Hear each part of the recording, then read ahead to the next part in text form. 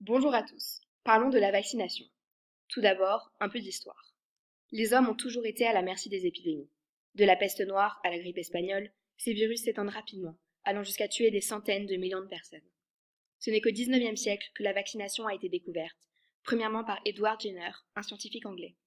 Celui-ci arrive à prémunir la population de la variole en leur administrant la vaccine, une maladie bénigne inoffensive pour l'homme. Il est donc l'inventeur du premier vaccin. À la fin du XVIIIe siècle, Louis Pasteur, un biologiste français, invente la vaccination sous sa forme actuelle. L'usage du vaccin fonctionnel est rapidement répandu en Europe, et l'immunologie connaît de grands succès, comme l'éradication de la variole et l'augmentation significative de l'espérance de vie humaine. Il administre le premier vaccin en 1885. La vaccination est bien comprise par Pasteur. Selon lui, son principe est d'inoculer des virus affaiblis ayant le caractère de ne jamais tuer, mais de donner une maladie bénigne qui préserve de la maladie mortelle.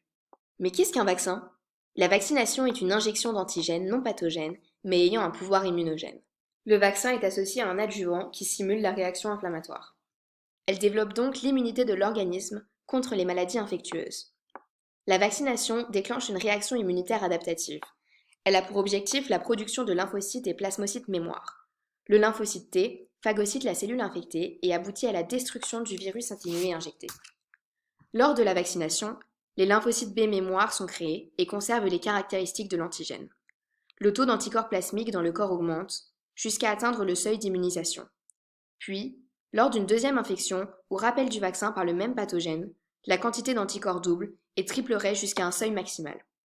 De plus, la vaccination a aussi un but altruiste. Ce n'est pas seulement une protection personnelle, mais aussi une protection pour les autres. Prenons l'exemple d'une classe de première. Supposons qu'un élève infecté de la rubéole fasse partie de la classe. Si personne n'est vacciné, la maladie se transmet facilement et rapidement d'un élève à un autre. C'est une épidémie. Dans un autre cas, si la majorité des élèves est vaccinée, le risque d'épidémie est inférieur.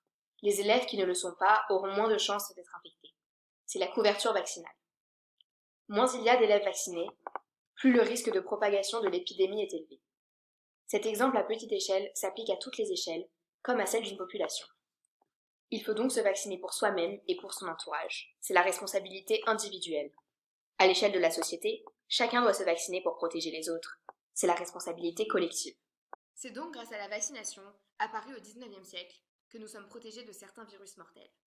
Aujourd'hui, la recherche sur les vaccins ne cesse d'évoluer et couvre des maladies de plus en plus variées. Vaccinez-vous!